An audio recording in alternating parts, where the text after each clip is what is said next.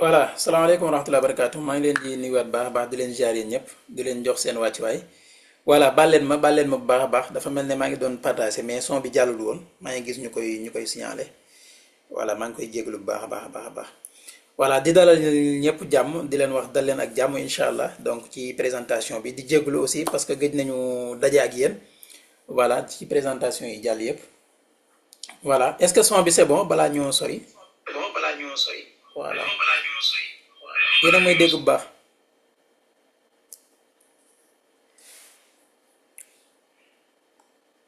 voilà mën ngeen bind ci chat bi su fekkee son bi baax na voilà. merci beaucoup Ali d'accord d'accord Ablaye. voilà ñu ngi leen di ziarat baax a baax di leen jox seen wàccuwaay voilà maa ngi nuyu ñëpp ah donc maa ngi gis si Abdoulahad Lo ñu ngi lay ziar Alika ñu ngi lay ziar Zors ñu ngi lay ziar voilà lay seen Arona voilà Pico Cabré donc Cheikh Sala Saliou Lo ñu ngi lay ziar si Modou Mbacké Serigne Saliou Kébé Ousmane Sy voilà donc Justin aussi donc ñoo ngi leen di ziar yéen ñëpp voilà donc comme ni ñu ko baaxoo defee présentation bi c'est en wolof donc la présentation d'aujourd'hui donc c'est 100% en wolof voilà donc ñu ngi dalal ñëpp jàmm li nga xam te ne tey moom moo aju ci présentation bi ñoo leen raw lu bari Abdoulaye ñoo leen raw lu bari maa leen raw lu bari voilà donc xam nga da ngeen bokk ci man mu bokk ci yéen aussi voilà donc dañ leen di namu lu bari parfois ak circonstances yi parfois dañuy heure bu ñu joxee ngànt rek wala bu ñu ko mënul def rek xam leen ne dañu dem ba sës dañ ci amul pexe voilà donc présentation bi de comme que tardé nañ tuuti jarul ñuy sori donc li ko tax a jóg tey mooy ñëw ci li nga xam te ni moom mooy njariñ yi nga xam te ni tey back office bi am na ko ak naka ngeen koy utiliser donc après ñu ñëw ci li nga xam te ni moom mooy question réponse yi incha allah voilà donc teewul aussi dinañ def li nga xam te ni moom mooy benn présentation bu gàtt aussi tënk aussi li nga xam te ni tey moom mooy MLC comme niñ ko baaxoo defee aussi incha allah voilà donc pour ñi ma xamul aussi mu présenter waat rapidement donc Modou Makhtar Mbaye la représentant national MLC Sénégal ñu gën ko xam ci aussi Al Mokhtar voilà donc pour ñi nga xam te ni tey c'est la première fois ñu may soog a gis incha allah voilà donc maa ngi nekkuma nag actuellement bien sûr Sénégal maa ngi dund fii Arabie Saoudite donc foofu laa nekk voilà.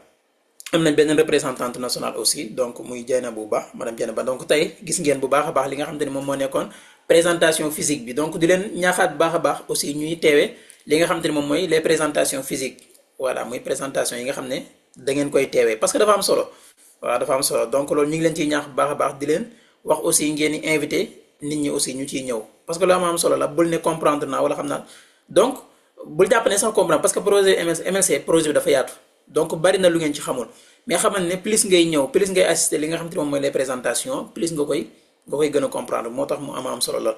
voilà donc premièrement bu ngeen bëggee connecter seen compte comme ni ngeen ko gisee nii donc benn nga yor lien bi wala nga ñëw Google boo ko bindee donc boo bindee MLC Engineering login lii nag pour ki nga xam ne am na compte ba pare moo tax may wax voilà donc su fekkee yow amagoo compte wala kii yagoo li gën mooy ki nga xam ne moom moo la présenter projet bi boo ko laajee dina la yónnee lien d'inscription donc mu affilié la voilà donc loolu moom moo gën aussi voilà boo ko xasee am ba noppi mën nga ko def comme nii wala nga attaché ko li nga xam ne moom mooy sa barre d'écran à l'écran d'accueil bokk bu ko defee mu mel ne benn application nga xam ne heure boo ko soxlaa da ngay cliquer rek mu yóbbu la fa wala comme nii c'est simple parce que bu fekkee lii day compliqué ci ñenn ñi muy bind ko pour mën cee dugg donc mën nga def comme ni ma wax léegi su fekkee du compliqué aussi mën ngeen def nii parce que comme que da ngeen di changer téléphone de temps en temps donc boo ko bindee rek boo ñëwee gis nga bu ma cliquer ci première kii bi donc daf may indi automatiquement fi nga xam te ne moom mooy page bi nga xam te mooy page bi nga xam ne ci laa war a connecté voilà donc noonu lay demee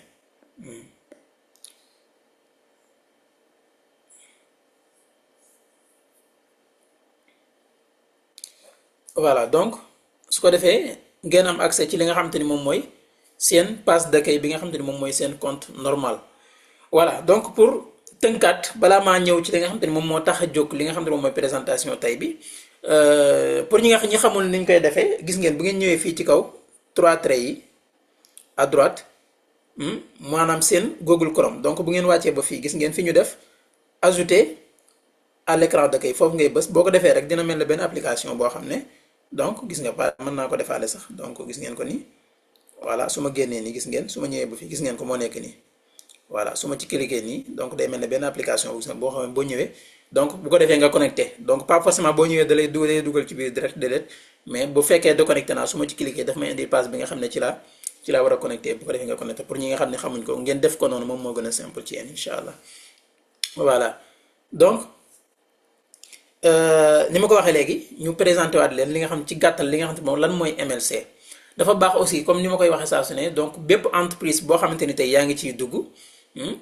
nga xam entreprise bi lan la ba noppi ci lan lay dox kan moo ko moom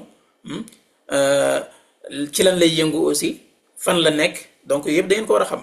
voilà ndax am nañ par exemple xota bu leer wala par exemple li ñuy wax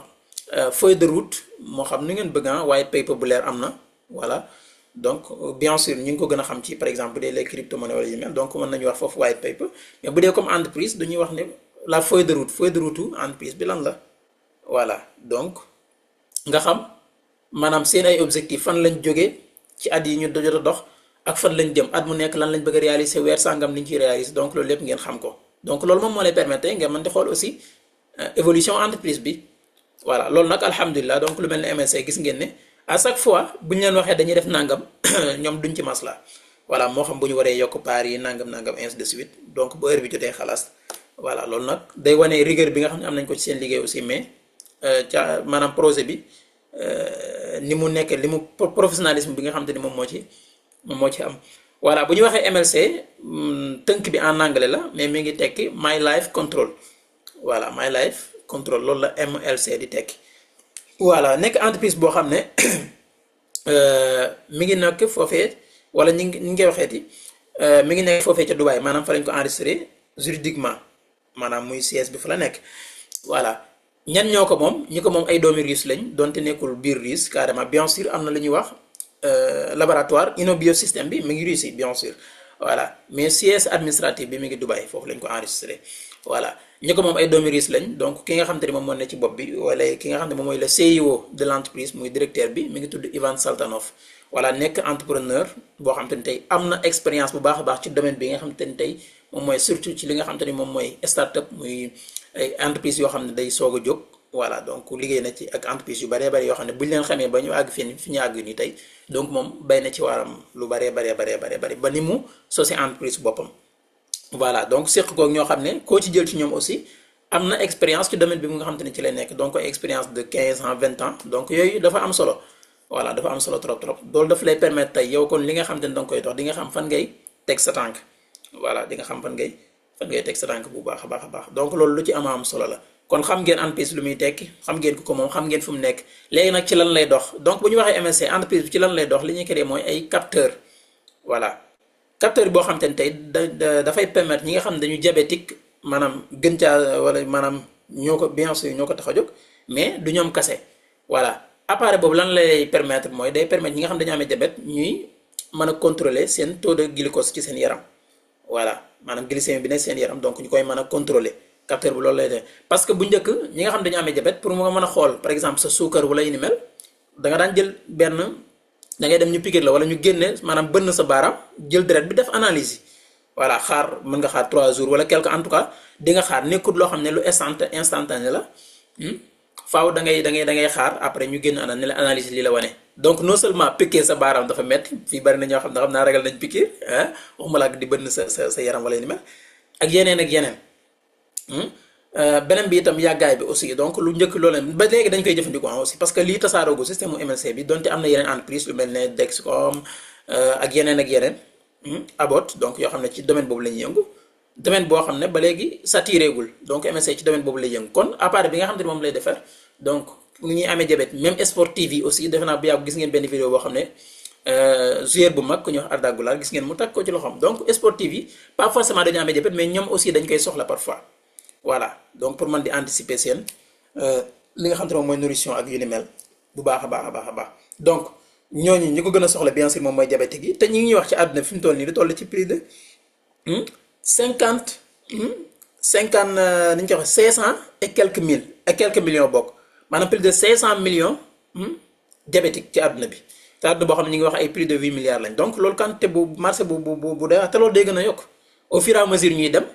loolu day gën a yokk malheureusement li ko waral tey par exemple nit ñi li ñuy toog bari na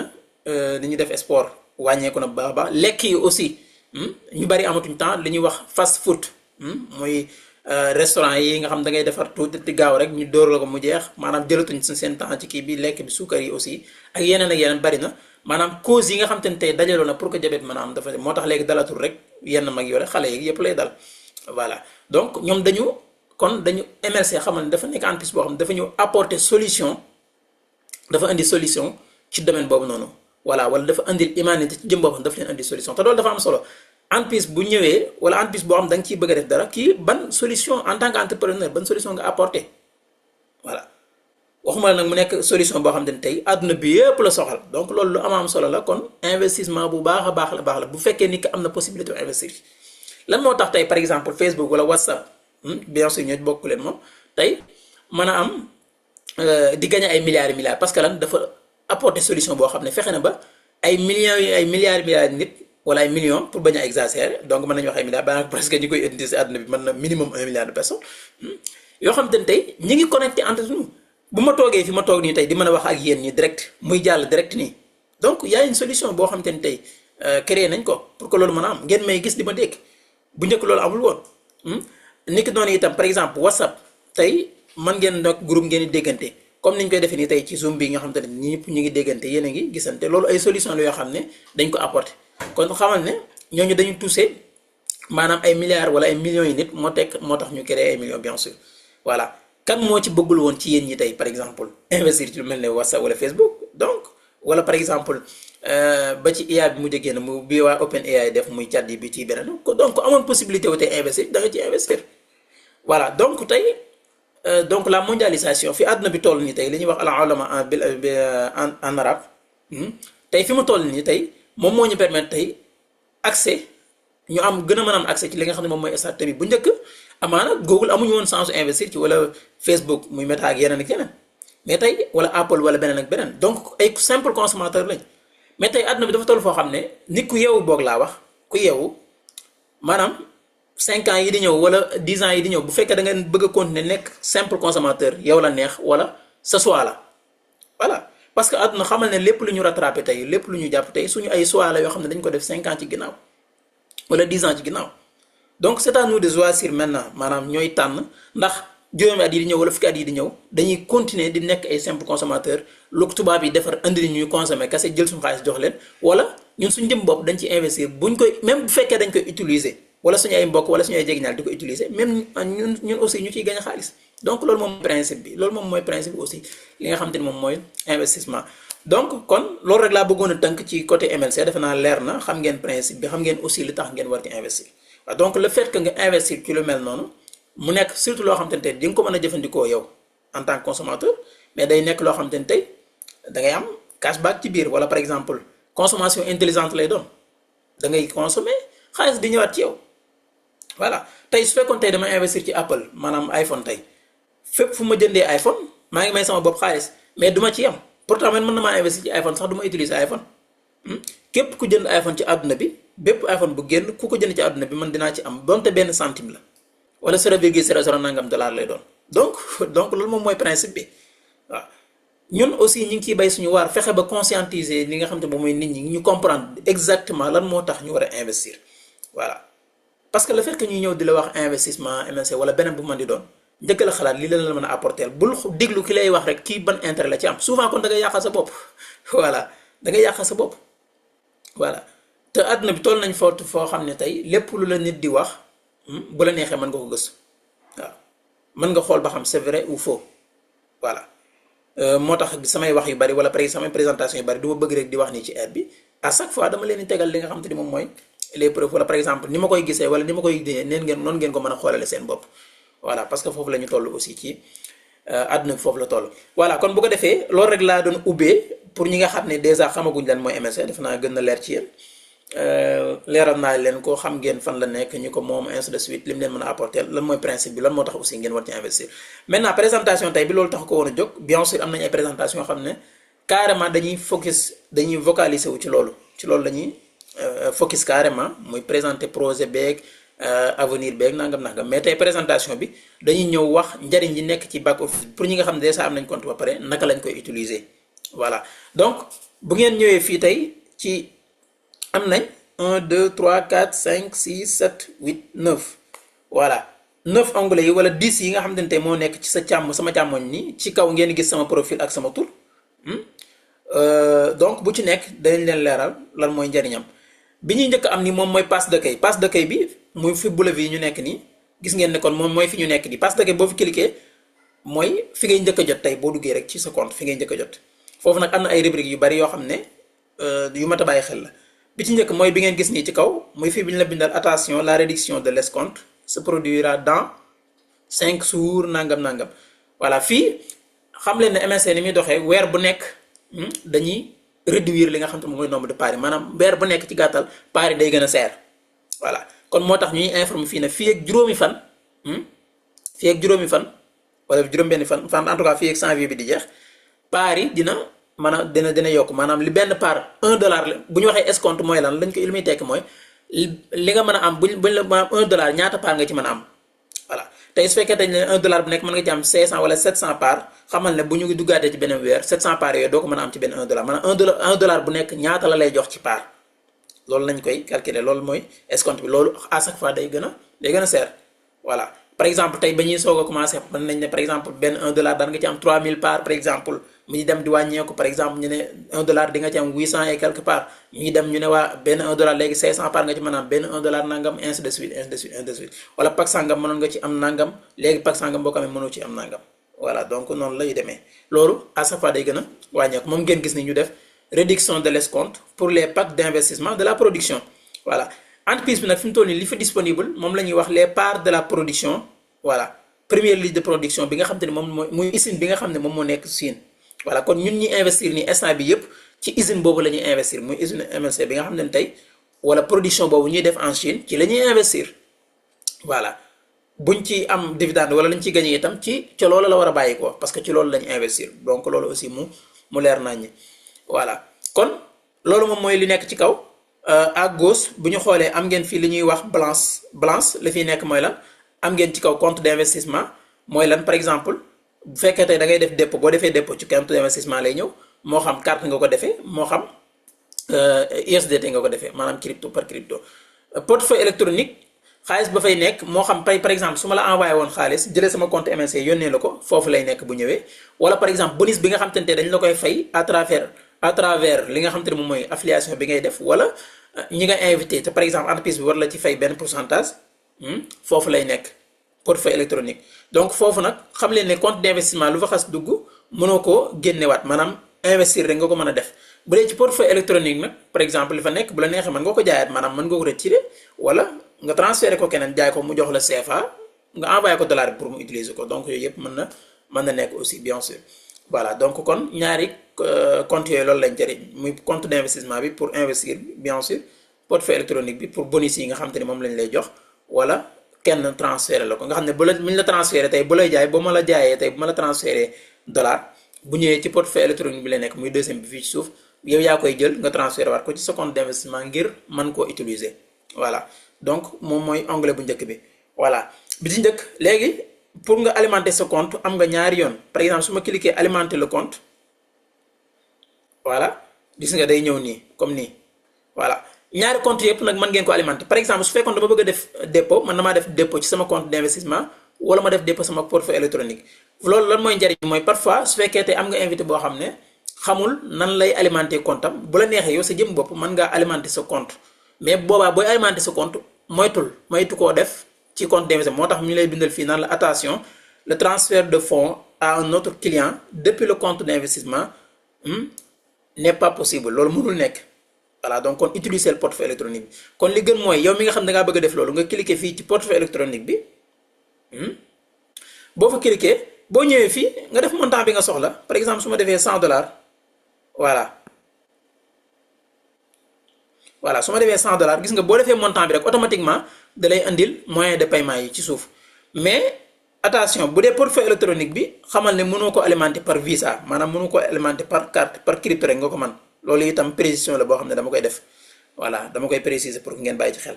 maanaam pour yéen ñi nga xam ne bëgg ngeen def loolu surtout nag ñu ci ëpp sax ñooñu lay doon mooy ñi nga xam ne ñooy bëgg a utiliser crypto yi te ñi nga xam ne ñoom lañ ko bëgg a envoyé mënuñ ko su leen neexee yéen mën ngeen jël xaalis bi en CFA jëndal leen ko dugal ko sa compte après nga xam da nga koy transféré waat kese waaw léegi nag bi ñuy gën a alimenté nag moom mooy bii mooy compte d'investissement bi ma delluwaat ci mais même chose la su ma ñëwee ci compte d'investissement bi su ma ñëwee tey ba tey su ma defee $100 donc dama def $100 rek comme exemple $1000 peu importe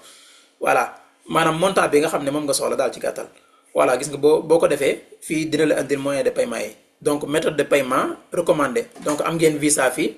am ngeen paiement USDT am ngeen tam ñaar yooyu yëpp donc Visa bi mi ngi fi USDT mi ngi fi ak yeneen ak yeneen voilà donc yii yëpp ay moyen de paiement la yoo xam ne man ngeen ko utiliser voilà pour yéen ñi nga xam ne mag ngeen utiliser Visa wala Mastercard ñaar yëpp ay dox aussi voilà donc nga xam ne boo bëggee def sa kii da ngay cliquer sélectionner da nga koy sélectionner bi nga soxla après nga continuer bu dee carte bi boo bësee sélectionner nga renseigné wu carte bi par exemple su ma soo bësee sélectionner par exemple bul fàttee nga sélectionner fi ñu bind j'accepte les conditions après nga continuer nii lañ koy defee voilà gis ngeen voilà donc frais bi 1,95% la moo tax mu bindal ma 101,95 léegi fii boo ko defee boo ñëwee da ngay def sa email ci kaw nga renseigné wu carte bi par exemple nga def sa numéro carte ci kaw def li nga xamante ni tey moom mooy date bi mu war a jeex CVC bi moom mooy benn code secret la boobu aussi ngeen def ci attention ngeen bañ ko joxe fenn wala email ngeen def ko foofu donc da dugal sa tour normal ak région bi nga nekk ainsi de suite voilà xam naa dama taal VPN moo tax mu bindal ma Pays-Bas noonu voilà donc noonu lay demee ci gàttal ci côté boobu voilà bu dee par crypto aussi voilà ma defaat retour ba tey voilà su ma ñëwaatee ba tey compte d'investissement bu dee par crypto laa ko bëgg a def donc lii nag bu dee par crypto bi na nekk ñi nga xam ne xam nañ dara ci wàllum crypto conseil wu ma kenn mu koy jëm te xamoo ci dara voilà donc ñi nga xam ne xam nañ ko te nekk ci bi ma leen gën a conseil mooy ngeen utiliser USDT BP20 parce que lan moo tax moom moo gën a yomb ay frais par exemple TRC20 bi effectivement frais bi $1 la montant bi du mën a toll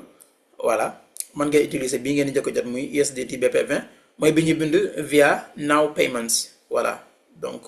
voilà bis bu ko defee bu ngeen ñëwee fii ba tey bu leen fàtte coché j'accepte les conditions après nga continuer voilà léegi su ma continuer fii différence bi lan la nan laay fayee voilà bu ngeen wàccee gis ngeen dafa am benn adresse bu mu lay andil adresse bi da ngay jërul ngay jéem a copier foofu ci kaw da ngay cliquer copier rek voilà muy bule bi ci suuf bouton bule bi bu bësee copier muy copier na ko léegi yow su fekkee yow yaay envoyé dollars yi direct nga def ko su fekkee daa am koo koy jox boobu nga yónnee ko attention boo dee adressé USDT BPV bi tam am na frais mais frais bu bariwul par exemple boo demee bay envoyé da ngay def 100 virgule par exemple 5 wala 95 wala parce que matul $1 mais bàyyi xel li ngay envoyé souvent bu fekkee matul du ñëw immédiatement wala parfois mën na faaw di nga bind support bi pour ñu soog la ko mën a xoolal wala yu mel donc loolu aussi ngeen bàyyi ci xel donc fexeel ba à chaque fois ngay jéem a envoyé tout lu supérieur montant bi nga soxla par exemple su fekkee $100 fekk nga soxla su ma demee plateforme bi ma koy envoyé damay def 100,5 wala 100,95 wala $101 rek par exemple bu ko defee frais bi dina ci génn li ci des ñëw sa compte automatiquement voilà donc ñu delluwaat ci passe d'accueil bi donc loolu moom moo aju ci alimenter le compte bi voilà leneen lu amaat importance ba tey bu ñu wàccee fi ñu bind pour les partenaires fii da ngeen di gis ne par exemple statut partenaire national par exemple su fekkee tey partenaire wax naa leen ko de par exemple ñun ñooy représentant national fii su fekkee partenaire nga maanaam sa structure benn moo xam nga nekk client bu dee client bi mooy yow moom signé woo contrat partenariat bi maanaam da nga bëgg a nekk rek simple investisseur voilà kon statut client la fay defal su fekkee signé nga contrat de partenariat bi dafa lay bindal partenaire waaw su fekkee gën nga avancé par exemple atteindre nga condition spécialiste da lay indi spécialiste wala master wala nangam ak nangam donc loolu sa statut la lay jox bindal la inscription dans la première ligne ñi nga xam ne yaa leen invité direct inscription dans la structure ñi nga xam ne waxula yow kese waaye sa équipe bi yëpp ñi nga invité ñi invité yëpp donc dana la ko bindal foofu fii li fa amaat importance mooy pour nga am sa lien de partenariat li gën a simple moo nekk fii gis nga boo ñëwee fii boo bësee copier le lien de partenariat su ma cliquer rek gis nga copier na ko automatiquement su ko defee ma envoyé ki ma ko bëgg a envoyé wala ma denc ko pour bu ma ko soxlaa mu gën ma jege. Voilà donc foofu looloo fi am. Voilà fii itam gis ngeen actualité wu projet bi yëpp dañ koy faral di wane fii mooy ci passe d'accueil bi gis ngeen ko ni. Voilà donc loolu yooyu itam ci passe d'accueil bi la nekk. Voilà léegi beneen côté bi fi amaat fii mu nekk lu am solo aussi gis ngeen mu may signaler nii mooy pack yi nga xam te ne tey moom nga yor à chaque fois da lay indi pack bi nga xam ne maanaam par exemple su fekkee benn pack nga yor amul solo benn boobu rek la lay wan. su fekkee da ngaa yor pack yu bari à chaque fois da lay wan pack bi nga xam ne maanaam moom moo gën a jege maanaam paiement moo gën a jege par exemple tey su fekkee dama yor ñaari pack wala ñett yenn yi jiital naa ko 6 mois mais benn bi fii ak 4 mois wala 3 mois wala 2 mois laa ko war a fay boobu la may officiel wax ma date bi ma ko war a fay par exemple bu ngeen xoolee fi ne pack bi fi nekk nii mi ngi ma bindal ni ma maa ngi ko war a fay le 14 5e mois 2026 par exemple mai voilà nga xam ne loolu nag maa ngi koy conseillé ñëpp aussi bu ñu ko mënee def ñu koy def maanaam di leen pousse seen paiement yi bu ko defee ngeen am bañ am benn pression voilà donc nga xam ne fi mu toll nii par exemple pourtant du boobu donc su ma cliqué ci suuf gis ngeen beneen pack boo xam ne 1500 la déjà yu ci bari yoo xam te ne mi ngi doon daw fay nañ ko ba pare boobu boo xoolee daanaka dem na sax même ba 2027 def naa leen mu jeex voilà foofu itam fii bu leen neexee bu ngeen ñëwee fii li ci amaat solo da ngay cliquer mes investissements waaw ni ma leen ko waxee loolu lay afficher mais boo cliquer mes investissements xam naa après moom dinaa ci ñëwaat sax parce que mi ngi ci onglet bi boo cliquer mes investissements dina la yóbbu ci pack bi direct par exemple su fekkee pack boobu nga war a fay boo cliquer mes investissements dina la yóbbu fi nga xam ne fi nga ko war a fayee daal lay wax ne la montant bi nga war a fay ñaata la ak date bi nga ko war a fay. ci suuf aussi c'est la même chose gis ngeen comme ni ma leen ko waxee léegi andil na la beneen pack bi ci nekk suuf bii yaa ngi ko war a fay fi mu toll nii le 18 janvier 2027 déjà jiital na nga ko ba at nga xam ne li ci des bariwul defe naa boo xooloon bu la neexee defe naa da ngay xool gis ngeen daanaka 4 mois moo ci des voilà nga xam ne noonu la koy afficher voilà loolu ban njariñ la am mooy soo ko defee dina la permettre tey bu ma duggee ci weer boo xam ne peut-être am naa beneen soxla bu gën a jàmp man damaa tëbal weer boobu noonu jël sama soxla soo faj ko ba pare voilà donc loolu moom mooy avantage bi wala aussi parfois ay promotion yoo xam ne day am promotion yu neex lay doon donc dina la permettre tey nga mën a jënd ci profité ci pack yooyu mais tey su fekkee doo avance ay promotion am nga war a fay say sa pack yooyu noonu parfois problème day am boo ko mënul benn di nga bëgg a profité ci promotion doo ci mën a profité yaa ngi war a fay aussi waaw mais bala ngaa ni ñu koy waxee bala ngaa jël laax jaay da ngay laax lekk ba pare yaa ngi war a yor loo fay ba pare donc fay ko moo gën wala nga avance ko pour mën a profité ci promotion bi donc loolu moom mooy njariñ bi aussi. voilà boo wàccee dafa am na yu am solo yu ñu affiché waat yu ñu defaat ci suuf mooy pack yi nga xam ne déjà jënd nga ko yëpp li da lay permettre itam nga xam li nga investir ci projet bi yëpp ñaata la donc souvent da lay dimbali gis ngeen ko yii yëpp yoo xam ne déjà yoo xam ne fay nga ko pare lay doon voilà donc moom la lay affiché fii ci suuf. voilà donc yooyu yëpp dala koy bindal bu ko defee di nga am possibilité wu mën a xam li nga xam ne déjà def nga ko pare maanaam nga mën a calculer def say calcul xool voilà def na investir naa ci process sangam nangam temps d'argent yooyu yëpp daf lay yomb nga mën a xam aussi ñaata ni ñu koy waxeeti ñaata part nga fa am ak yéen jéegi dinaa ci ñëwaat partie boobu dama bëgg a jeexal rek passe d'accueil bi mais dinaa ñëwaat foofu aussi donc mais xam leen ne noonu la yombee boo cliquer ci mes investissements automatiquement da lay yóbbu fi nga xam ne fi nga ko war a fayee. léegi li ma fàtte woon ci kaw itam mooy choisir un pack d'investissement voilà loolu itam boo ñëwee investissement dina ci mais comme ci passe d'accueil bi moom ma nekk di ci ko boo ci cliquer itam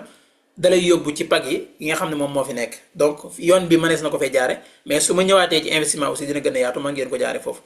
donc kon yow mi nga xam da ngay soog a ubbi sa compte xamal ne boo bëggee dem xam fi pack yi nekk boo cliquer choisir un pack d'investissement rek automatiquement dina la fa yóbbu donc souvent am ñu ma envoyé message ne ma gisuma ko du ma gis pack yi nangam loolu souvent ñi muy dal mooy ñi nga xam ne seen âge matul 18 ans wax naa leen ko ba tàyyi bu dee sa âge matul 18 ans ñii loolu dañ ciy bàyyi xel voilà faaw nga am ku la parrainé maanaam sa compte parent par exemple moo xam sa waajur wala par exemple sa mag koo xam ne moom mooy gérer compte bi donc loolu faaw ngeen bàyyi ci xel âge bi da ciy joué donc faaw mu am plus de 18 ans aussi souvent pour ngir mën a am possibilité wu gérer boppam compte am donc souvent moo tax yooyu du leen ko avisé ngeen vérifier ko bu baax a baax âge bi nga xam ne moom ngeen def voilà wala aussi signé woo contrat yi nga war a signé yëpp voilà mais contrat d'investissement yi da ngeen ko war a signé souvent ñi soog a ubbi bu ngeen gis ne dinañ leen ko andil pour ngeen def ko voilà léegi page bi ci topp onglet bi ci topp mooy actualité voilà actualité bu ngeen ci duggee dina leen ko andil comme ni ma ko wanee woon sànq ci suuf gis ngeen conférence yi ñu mujj def ak information yi nga xam ne projet bi mi ngi koy partager aussi par exemple gisoo fii le mois de janvier prend sa fin dans 7 jours le coût des parts donc augmentera de 20%. Donc loolu information bu ñu leen di jox la pour rappeler leen ne leen janvier bi kat mi ngi bëgg a jeex te juróom-ñaari fan a ci des bu ko defee parts yi yokkaat plus de 20%. loolu information boo xam ne dama leen koy fàttali voilà parce que teel naa leen informer ne leen fii ak 4 mois mbir yi dina gën a seer plus de 4 fois boobaak léegi nag gis ngeen ni ñu koy defee weer bu njëkk bi wàññi nañ 20%. ñu ne déetawaay weer bi ci topp ñu wàññi 30% tey ñi ngi wàññiwaat 20% kon cela veut dire que ne boo moytuwul février après mën nañu waxaat benn réduction boo xam ne 30% wala sax même 40% attention voilà donc noonu lañ koy defee ba keroog ñuy atteindre objectif bi nga xam ne moom lañ soxla donc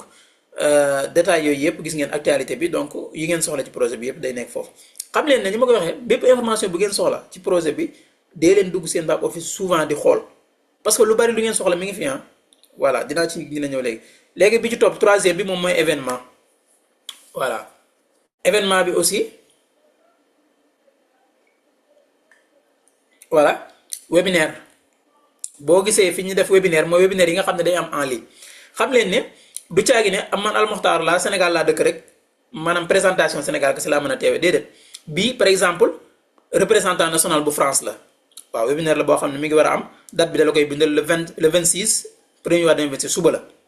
voilà bii suñu mbokk yi ivoiriens yi la defe naa donc moom it suba la donc à chaque fois da lay andil yi gën a jege donc gis ngeen ko nii donc bii mi ngi fi woon même bi ñuy def nii mi ngi fi par exemple su ma defee visualiser par exemple su ma defee nii précédent gis ngeen bi nga xam ne moom lañ nekk di def nii fi mu ne mi ngi nii ci kaw voilà gis ngeen ko mi ngi nii da leen ko andil. donc boo bëggee filtrer mën nga ko filtrer ak yi nga xam ne jàll na ba pare voilà léegi su ma neexee ma filtrer waat aussi ma cliquer à venir voilà yi nga xam ne moom mooy ñëw donc dama def précédent mooy jiitu damay cliquer à venir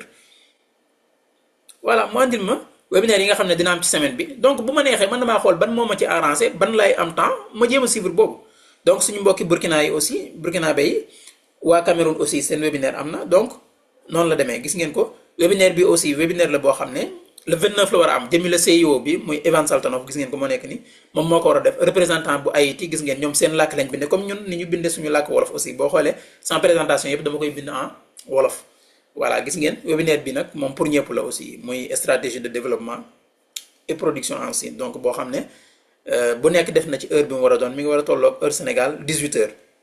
donc le 29 la war a doon incha allah donc webinaire loolu lay jëriñ waaw. à part webinaire am nañ réunion bu ñu bindee réunion rek xam leen ne moom mooy présentation physique yi voilà fi ñu def réunion gis ngeen yii yëpp ay présentation physique la voilà yoo xam ne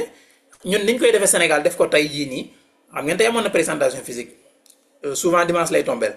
voilà donc yii aussi noonu lay amee Burkina noonu lay amee feneen ak feneen gis ngeen ko ni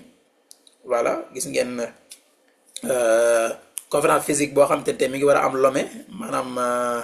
Bénin dafa mel ne gis ngeen fi Evan Saltanov noonu voilà Haïti ak voilà donc yëpp mi ngi ci aussi voilà donc kon événement ñaari parties yooyu ñoo fa nekk muy webinaire muy présentation en ligne comme bi ñuy def nii wala réunion yi nga xam ne moom mooy am muy ay présentation physique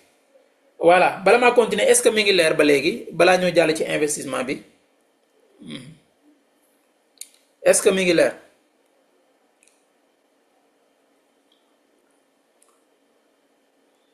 est-ce que yéen a ngi suivre bu baax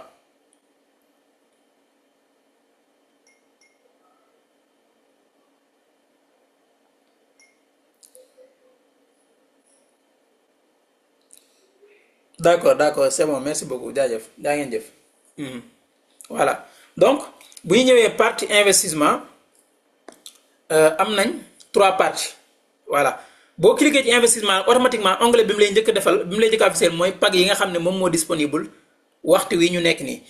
fii nag am na benn différence bu ndaw boo xam te ni tey moom mooy différencier kii soog a dugg ak ki nga xam ne déjà amoon na compte ba pare voilà xamal ne yow mi nga xam ne da ngay soog a ubbi compte yëpp am na lu ñuy woowee pack welcome moom maanaam pack de bienvenue boo xam ne pagu $100 la boo xam ne dañ lay permettre tey boo nga mën ci profito voilà souvent pagu $100 la boo xam ne mooy ëpp ay part pagu $100 normal bi nga xam te ne tey moo fi nekk muy 72 400 par moo ci nekk. Pack Welcome boobu noonu ni ma ko waxee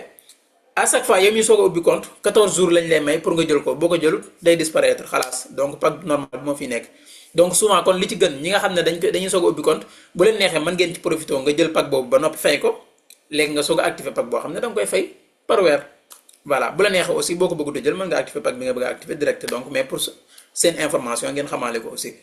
voilà donc kon xam leen ni li ko dalee $100 ba $20,000 am ngeen possibilité wu investir. voilà maanaam pack bi ci gën a ndaw packu $100 la am na yeneen aussi par exemple packu $250 boo xam ne mën nga ko fay par weer. packu $100 bi sax aussi moom it léegi def nañ ko par mensualité xam nga léegi lii moom mooy maanaam mënatoo am excuse maanaam képp même ba ci élève bi sax mën na investir ci MSC parce que $10 par mois dara voilà yomb na yàlla voilà. donc wala yomb na aji góorgóorlu ji bokk voilà ku góorgóorlu yomb na la donc $10 la donc mën nga ko fay benn yoon wala nga bu fekkee koo xam ne foofu la dooleem toll mën na koy fay per benn yoon $10 donc ni ma ko wax élève bi sax mën na ko fay $100 yooyu noonu bul ko xeeb parce que mën na dooni dara ëllëg voilà. pagu $250 bi aussi c'est la même chose boobu li ci nekk ci ay part 186 000 part la donc mën nga ko fay benn yoon maanaam paiement unique wala nga fay ko par mois mu nekk $25 moo weer bu nekk voilà. pack bi ci topp pagu $500 la li ci nekk ci ay part mi ngi nekk 387 000 benn bu neex nga fay ko benn wala nga fay ko ci 10 mois weer bu nekk $50 moom mooy tolloog ay 30 000 gën caa seer wala parfois mën na bu dollar bi yéegee mën na ko ëpp 31 32 ba 33 gën caa seer bu seeree ba seer voilà mais defe naa période bii nii moom soriwul 30 000 voilà soriwu ko daal moo gën a wóor voilà. $1000 bi aussi c'est la même chose bu la neexee mën nga ko fay benn yoon bu la neexee mën nga ko fay ci 10 mois wala nga fay ko ci 20 mois bu dee nga koy fay ci 10 mois $50 par mois bu dee ci 10 mois day nekk $100 par mois voilà donc mi ci nekk ci ay part mi ngi nekk 804 000 part. pagu $1500 aussi c'est la même chose bu la neex nga fay ko benn yoon wala nga fay ko ci 10 mois wala ci 15 mois wala ci 30 mois donc loolu lépp jàpp na aussi donc minimum $50 par mois bu dee pagu 1500 bi wala $100 wala $150 donc yow yaa xool ban moo la ci gën a jubóo donc li ci nekk ci nombre de part mi ngi nekk 1,206,000 bu fekkee kiy fay $50 la par mois boo ko fayee benn yoon mu nekk 1,251,000 part parce que boo ko fayee cash aussi ci lay ëpp. $2000 bi aussi c'est la même chose am nga possibilité bu fay ko benn yoon fukki wala ci fukki weer wala ci ñaar fukki weer donc minimum $100 par weer voilà li ci nekk ci nombre de part mi ngi nekk 1,768,000 voilà te li ci neex li ci xorom mooy fi mu ne par exemple bu ñu ñëwee ci pagu $3000 bi nii mën nga ko fay benn yoon wala ci 10 mois wala ci 20 mois wala 25 mois la ci nekk ci ay part mi ngi nekk 2,652,000 2,652,000 part yi fi mu ne weer wala ñaari weer ci ginnaaw fi mu ne pagu $1,500 bi moo la ko doon may daanaka donc tey par exemple pour nga am ko yaa ngi teg $3000 ci table ci ngir mën ko am xam leen ne weer bi di ñëw ak bi ci topp aussi foofu lañ jëmaat maanaam li ngay jàkkaarloo nii moo xam bari na ci yow wala nga xeeb ko day gën a seer voilà donc moo tax à chaque fois aussi di passer à l'action même bu fekkee da ngay commencer ak bi gën a ndaw wala fi sa doole toll def ko bul ko waaj parce que li nga mën a jëndee $500 wala $1000 tey xamal ne boo ko yeexee def boo moytuwul boo ñëwaatee $2000 wala $3000 nga koy jëndee voilà donc ni ma leen ko waxee à chaque fois ñoom bu ñu leen waxee date sangam bu ñu ci àggee amul masla voilà donc kon jarul ñuy wax yëpp gis nga noonu lañ ko toppoo pagu $5000 bi aussi minimum mën nga fay par exemple $200 par mois donc boobu ni ci nekk ci ay part mi ngi nekk 4,595,000 gis ngeen pour wax leen rek par exemple ni mu amee solo parfois ngeen profité ci ay promotion pagu $5000 man am na ci bu ma activé boo xam ne bi ma koy activé 11 millions et quelque part la 11 millions voilà te tey gis ngeen ko ni même yow boo ñëwoon tey teg seen $5000 ci table ji mënoo ci am 5 millions de part mi ngi nekk 4,595,000 donc léegi pour xool plus de 10 millions de part wala 15 millions tey boo ko soxla woon tey $10,000 moo la koy may déjà yow mi activé woon pagu $5000 ci période boobu noonu def nga x2 sa investissement ci lu matul 3 mois wala 4 def nga x2 donc wàllum actionnariat aussi loolu moom mooy njariñ bi day mel ne kër gooy jënd nga xam ne lu muy gën a dem day gën a jël valeur voilà donc lu muy gën a dem li ñuy woowee plus-value maanaam day gën a jël valeur boo ko teg retour bi nga xam te ne moom ngay am comme ci dividende yi wala yu ni mel kër gi nga jëndoon tey par exemple 5 millions wala benn 1 million tey par exemple ci année bii nii fii ak juróomi at fukki at ci ginnaaw ne mën na del 100 millions 50 millions ça dépend fi mu nekk naka la développé wu ainsi de suite donc noonu suuf di jëlee valeur wala kër donc c'est la même chose ak wàllum action yi aussi voilà donc noonu nga koy toppoo dem ba pagu $20,000 voilà am nga possibilité wu donc pag boobu minimum $800 par mois donc loolu moom mooy pag yi investissement yi itam am na leen lu fa amaat solo mu li ñuy wax part versée voilà mooy bi ne ci digg bi part versée bu ngeen fi ñëwee daf leen ni officiel automatiquement fii création de technologie du système GCM wala R&D souvent lii ñu bari dañ may envoyer message wala ñu envoyer message ci groupe bi naan damaa gis ñu bindal ma sama part yi ñu bindal ma fa 0 effectivement c'est normal parce que création de technologie bi bokkut ak li nga xamante ni moom mooy nu ñu koy waxee di production bi voilà ñaari investissement yi bokkul la yi amatul voilà léegi soo bëggee gis sa li nga xamante ni moom mooy say part ci wàllum production da ngay cliquer fii nga cliquer fii ci deuxième bi nga wàcc dem fi ñu def la première ligne de production MSC sous contrat en Chine donc boo ci cliquer mu recherche page bi gis nga automatiquement dina la andil nombre de parts yi nga xam ne pour l'instant moom moo fa nekkagul donc gis nga dina la bindal total de parts yi boo wàccee fii yépp mu jox la détail bi xamal ne heure boo fayee comme si que dalay defal benn facture voilà gis ngeen ko nii détail yooyu yëpp fi mu ne day nekk fii gis ngeen ko nii voilà boo xoolee yi ma mujj fay donc le 25 la defe naa tey la kon tey voilà donc 4 paiements xaw ma 6 paiements yi yëpp dangay gis ne tey la date beeg paiement bu nekk ñaata part a dugg ak yooyu yëpp daf la koy afficher donc c'est la même chose voilà fii itam am ngeen possibilité wu jaare fi xool mes tempéralement mooy lan pag yi nga xam ne moom laa activité di ko fay moom mooy nekk foofu voilà boo ñëwee bu fekkee benn pag la ñaari pag ñett nu mu toll di nga ko fekk fii yëpp ak bu nekk date ban nga ko war a fay nga xam ne tey su fekkoon tey damaa jóg rek ngir bëgg a fay te sama date ñëwagul fii laay dugg ma xool pag bi ma bëgg a fay ma fay ko jiital su fekkee dama ko bëgg a solde maanaam fay lépp mu jeex ma fayandoo ko lépp mu jeex voilà donc noonu lay demee voilà loolu lay jariñ bu ngeen ni ma leen ko waxee wane sànq bu ngeen wàccee suuf itam yi nga xam ne mos ngeen ko kii yëpp day nekkaale ci suuf voilà léegi defe naa partie boobu jeexal nañ fi muy investissement day ñëw fi ñu bind transaction monétaire waaw transaction monétaire itam daanaka ñëw naa ci mooy bi may wax ci passe d'accueil bi mooy fi ma doon wax rek muy compte d'investissement bi ak portefeuille électronique bi foofu kon mën nañ ko tëb mais xam naa dina ma ciy leeralaat rek mooy boo fa ñëwee itam am na lu ñu def mouvement des fonds mooy transfert yi nga xam ne def nga ko moo xam entre les comptes wala yi nga envoyé ñeneen donc daf lay afficher détail yépp ko ay facture la kon lépp mi ngi fi xam leen loolu détail yépp mi ngi fi waaw su ma ñëwee ci portefeuille électronique fii am na ci lu am solo aussi loo xam ne parfois da ngeen ko soxla tey su fekkoon damaa bëgg a envoyer keneen xaalis damay cliquer fi ñu def virement de fonds muy deuxième bi voilà virement de fonds bokkut ak mouvement de fonds léegi su fekkee damaa bëgg a envoyer benn par exemple Ablaye Sène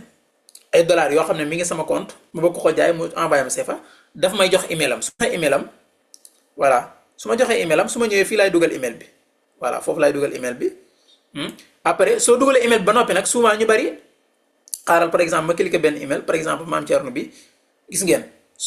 danaan ma ñëwul mais boo dugalee email ba pare da ngay cliquer fii ñu bind trouver comme si que da koy rechercher xool gis ngeen par exemple fii sànni fi sa xaalis aussi yombul bu ma cliquer trouver day xool ba xam ndax kooku xam na ko wala xamu ko ndax ku am compte la wala dee gis nga mu daal may bindal xool ko ne ma Thierno Lo indi automatiquement mu indil ma turam voilà su ko defee ma daal def montant bi nga xam ne moom laa ko bëgg a envoyer comme que looyeen la moom xam naa bu fekkee mi ngi fi dina ne saa yi envoyé ma gis nga su ma defee $100 wala nangam su may cliquer rek fi mu ne muy dem wala $10 voilà donc mu dem ci compte am automatiquement voilà boobu mooy bu njëkk bu fekkee da nga bëgg a envoyer keneen wala nga bëgg ko jaay entre les comptes mooy bu ma jëlee ci compte partenaire bi yóbbu ko ci compte d'investissement bi fii itam gis nga su ma ñëwee su ma defee montant bi ma bëgg a transférer rek su ma cliquer transfert automatiquement day jógee ci compte boobu dem ci beneen compte bi voilà donc noonu lay demee kon transaction monétaire aussi di ma ko waxee woon wane woon nañ ko loolu jaruñu ci yàggat waaw am na tamit bu dee retrait la par exemple retrait de fonds pour ñi nga xam ne surtout ñi ngi liggéey bu baax a baax ci côté partenariat bi moo tax à chaque fois ma leen ciy soññ boobu ñi dinañ parfois dinañ ko soxla parce que parfois aussi mën nga yor ay dollars boo ko jaay fekk amoo ko soxla boobaa benn méthode rek nga am mooy nga def retrait de fonds retrait de fonds bi nag day laaj tuuti ni ma ko waxee sànq moo tax nga xam dara ci crypto yi foofu parce que USDT nga koy retiré voilà boo ñëwee da ngay def li ngay njëkk a def mooy yow yaay ajouté sa compte fii par exemple su ma cliquer fii gis ngeen adresse boo xam ne defoon naa ko mais yow yaa fiy def sa adresse bu fi nekkee nga xam ne da ngay sélectionner adresse bi après nga def montant bi nga bëgg a retirer voilà après nga envoyé demande bi parfois surtout bu dee première fois mën na durer minimum ay 5 jours yooyu noonu pour ñu traiter ko parce que boobaa day laaj ñu xool parce que mbirum xaalis la ñu xool vérifier et tout donc soog la ko transférer ci sa compte bi nga ko bëgg a yóbbu donc noonu lay demee donc moo tax à chaque fois ni ñu koy wax parfois beneen méthode bi moo gën a gaaw mooy gis ko soxla ngeen jàppalante nga yónnee ko CFA bi mu déggal mu yónnee la CFA bi nga envoyé ko kii bi parfois itam loolu moom mooy gën a yomb ci ñoom aussi voilà donc transaction monétaire bi kon loolu la ñu ñëw fi ñu bind pour les partenaires fii itam y a beaucoup de choses voilà bari na ay affaire lool voilà donc bi ci njëkk mooy plan marketing gis ngeen ko nii plan marketing bi daf lay indil ni ma ko waxee léegi niveau bi partenaire spécialiste master expert professionnel donc bu ci nekk taux de pourcentage bi ni mu toll ainsi de suite donc ak conditions yi moom la lay indil structure de client aussi daf fay nekk voilà ay détails yu bari yoo xam ne gis ngeen ko ni yépp daf koy indi inscrire gis ngeen ko ni fii itam pour boo bëggoon a invité keneen su la neexee nga dugal fii turam ak santam ak email am nga daal di def envoyé bi moom day jot benn notification automatiquement ci email am voilà léegi nag boobaa moom mooy valider mooy def activer compte am wala mu bañ ko activer voilà mais pour nga jot ci cadeau bi nga ci war a jot yow en tant que invité aussi faaw moom mu activer compte boobu noonu ba pare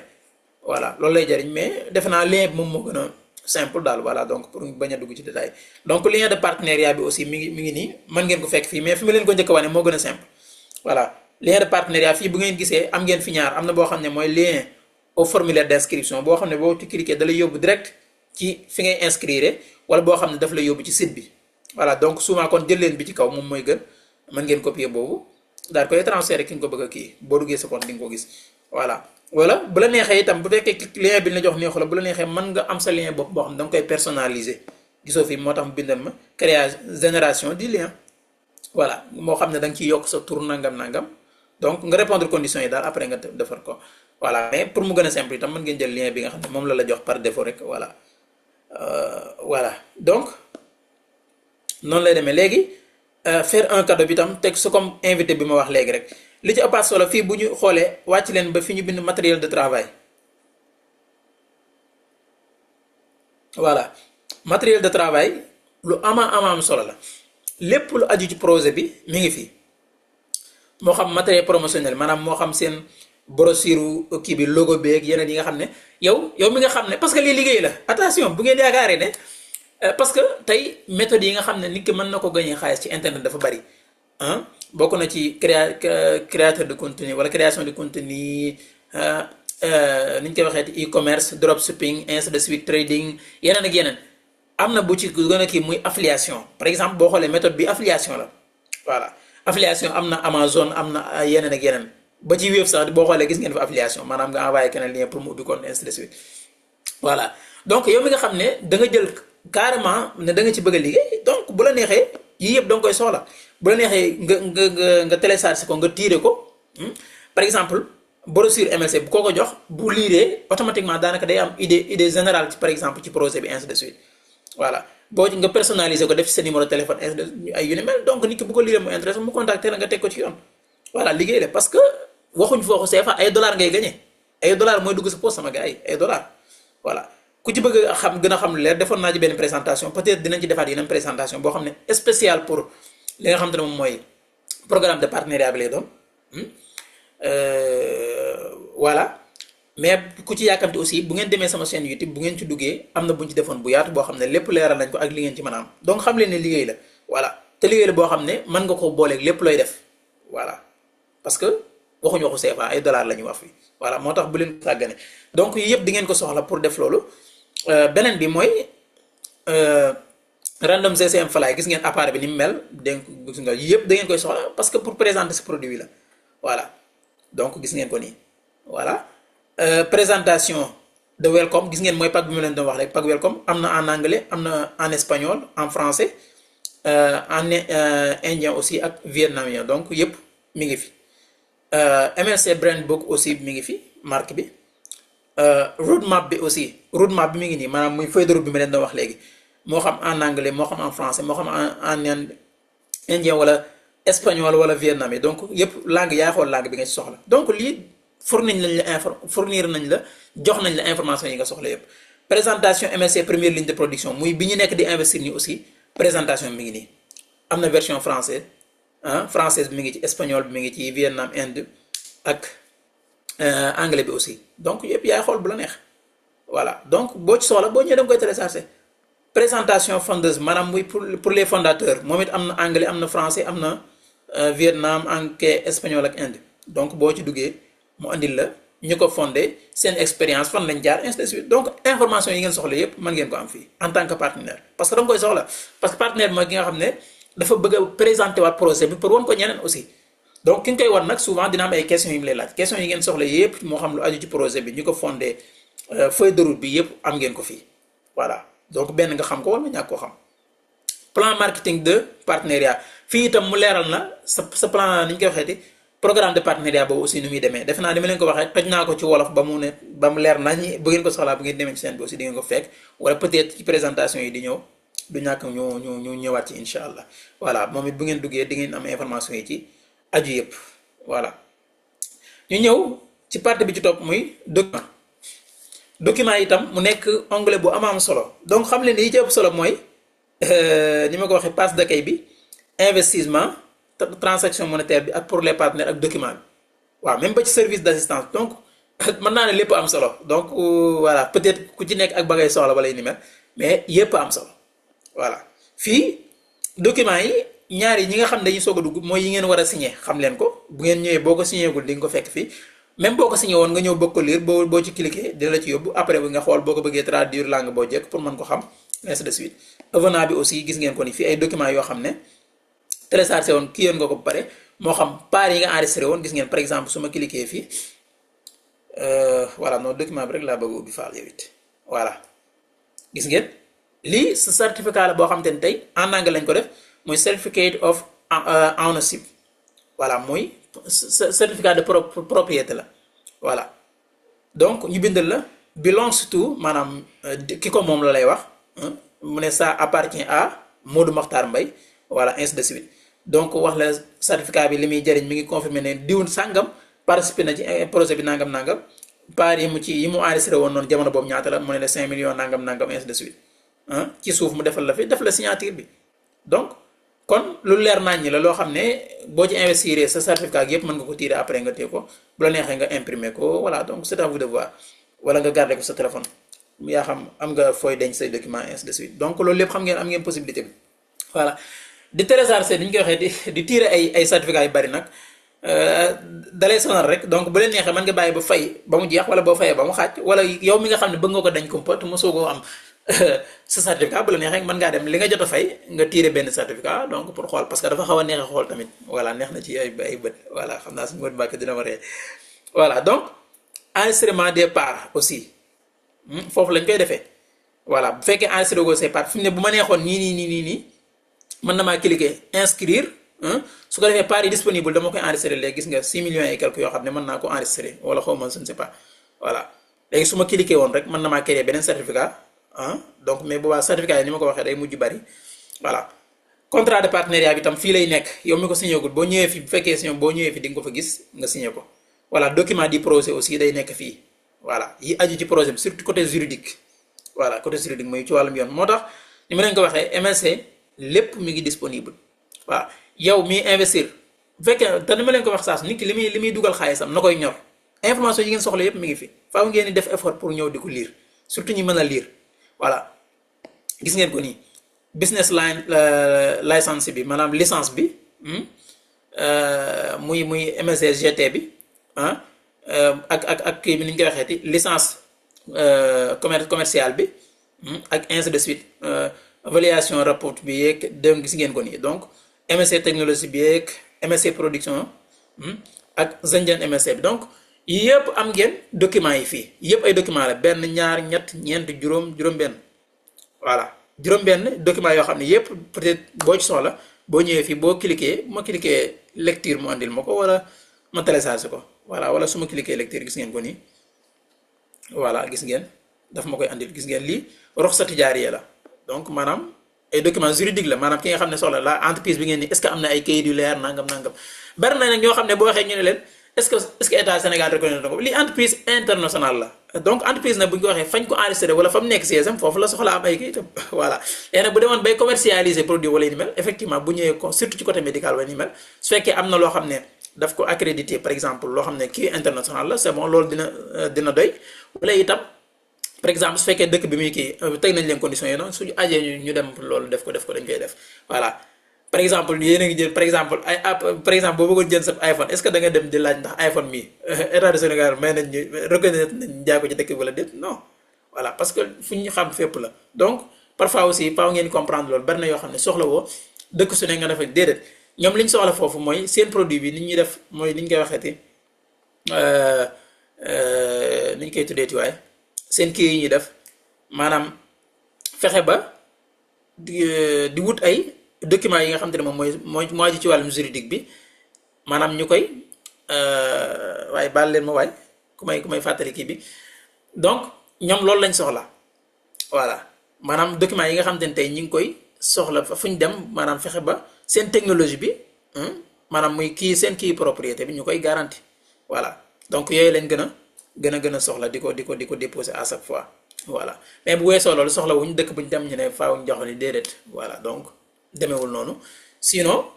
kon di nga sonn wala par exemple dëkk bu bëgg a kii di nga sonn maanaam lu dugg si rek nga ne lii faaw mu am nangam effectivement par exemple bu dee ci lu mel ne réew naar yi ñun fi ñu nekk nii souvent pour nga ubbi benn entreprise surtout fii mais loolu bokkul ak lii ba tey voilà bokkut ak par exemple ni ngi mais pour nga ubbi fi entreprise di dox faaw état kiyal la ko par exemple may la ko voilà donc wala kafil wala par exemple koo xam ne moom moo lay sponsoriser loolu nag politique la bu ñu def boo xam ne surtout pour favoriser li nga xam ne moom mooy doomu dëkk bi la voilà mais fu mel ne Afrique wala ni mel àggaguñ niveau boobu voilà donc loolu moom moo aju woon ci côté document léegi ñu ñëw ci service d'assistance aussi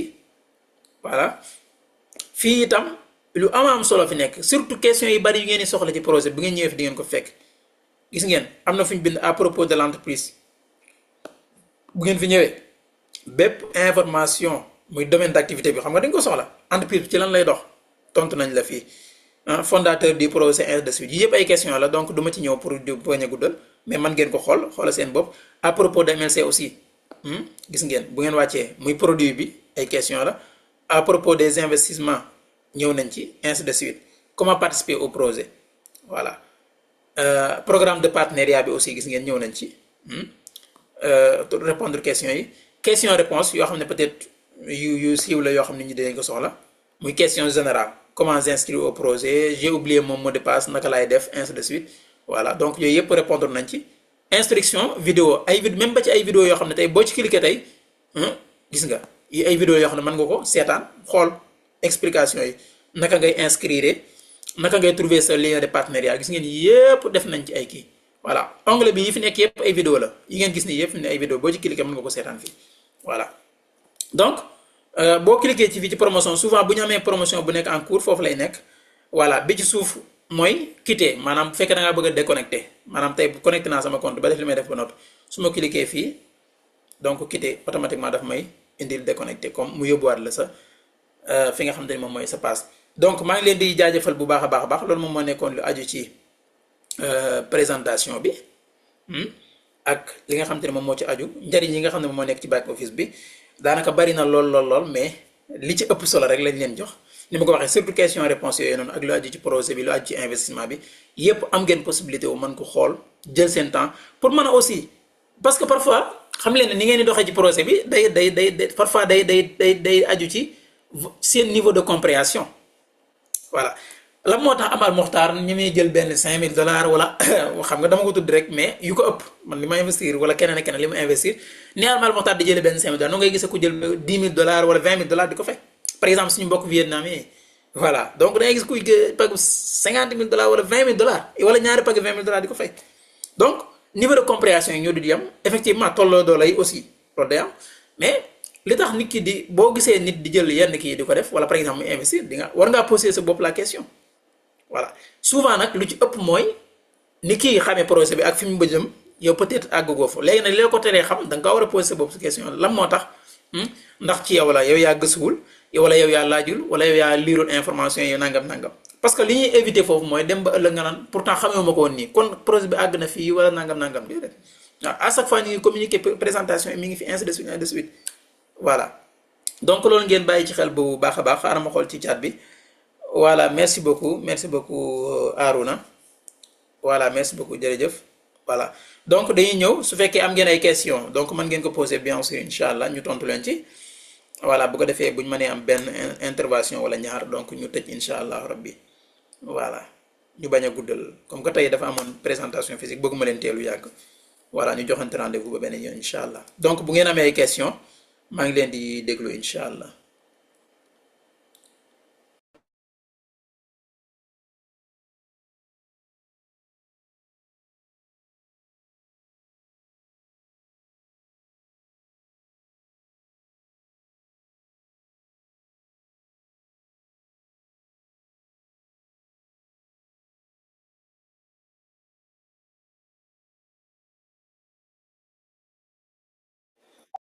jërëjëf merci beaucoup Samson donc mënuma lire sa tur bi malheureusement donc yow mi nga xam ne yow yaa bind noo ngi lay ndokkeel maa ngi lay ñoo ngi lay maa ngi leen ndokkeel yow it voilà donc ci teewlu gi ngeen teewlu aussi donc pour ñi nga xam dañu am question s'il vous plaît da ngeen yëkkati seen loxo su ko defee ma mën koo gis ma mën leen ubbi seen micro voilà bi ngeen cliquer fi ñu bind plus am na loxo buñ tàllal nii loxo bu tàlli xaaral ma tàllaat vidéo bi voilà am na loxo bu def nii moom ngeen di bës bu ko defee dinaa seen loxo bi ngeen tàllal su ko defee ma mën a ubbi seen micro ngeen kii donc damay bañ a ubbi micro yi parce que am na ñoo xam ne parfois fi ñu nekk day bari bruit ainsi de suite donc day xaw a jeexital ci kii bi voilà parce que dañ koy enregistrer aussi moo tax s'il vous plaît ngeen yëkkati seen loxo fekkee koo xam ne gisul loolu mënut a yëkkati loxoom mën na ma def signe ci chat bi rek su ko defee ma jéem a ubbi micro mi incha allah.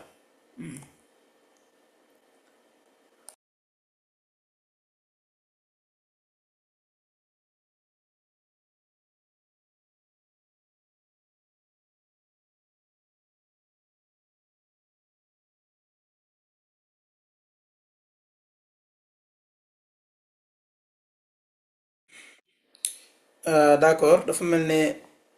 Malick yëkkati na loxoom Malick xaaral ma ubbi sa micro voilà Malick mën nga ubbi sa micro s'il vous plaît Malick Warren Buffett.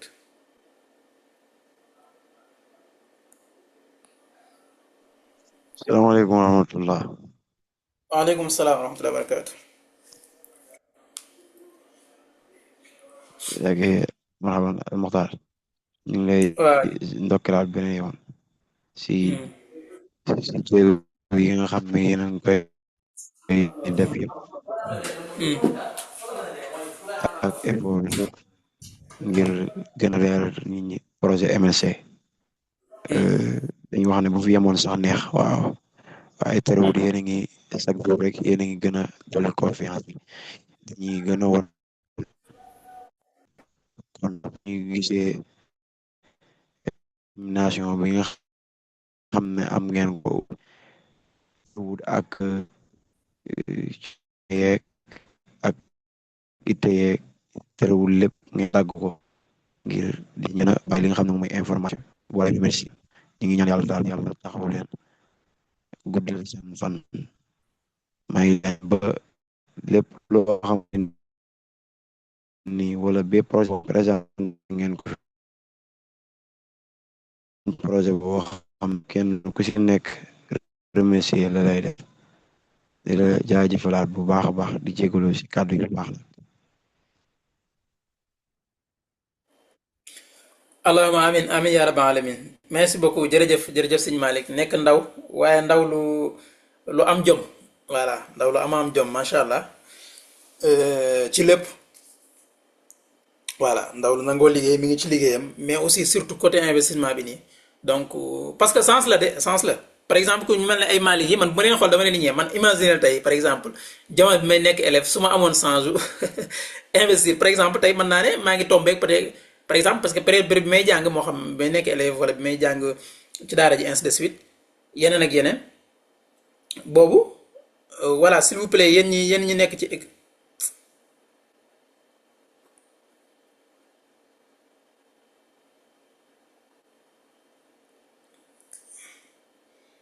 Voilà s'il vous plaît yéen ñi nekk ci écran bi voilà donc lii tax du ma bëgg di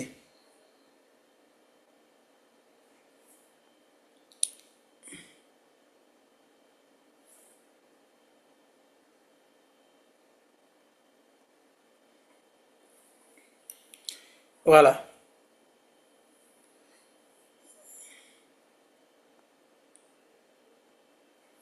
donc ni ma ko waxee léegi.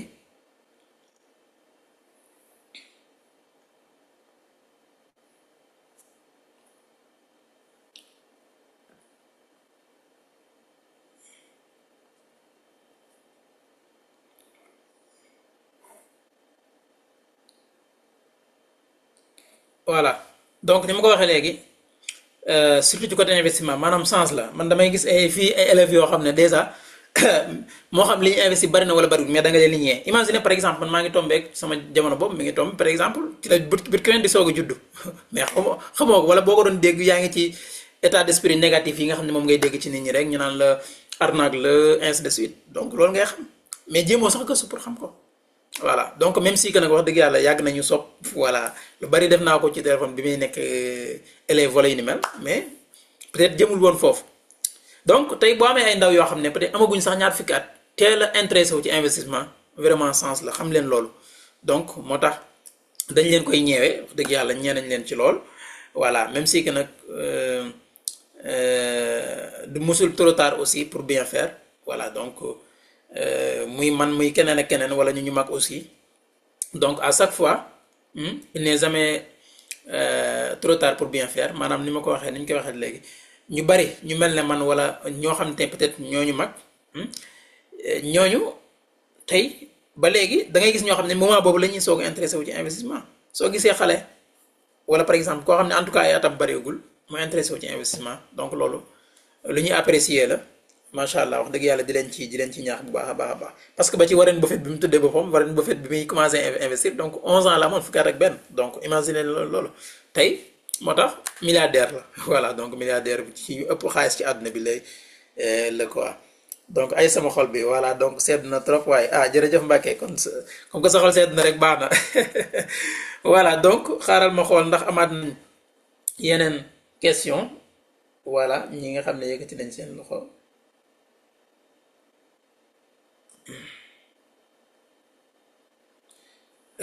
waa Arona xaaral ma ubbi sa kii maa ngi jégalu yéex naa ko gis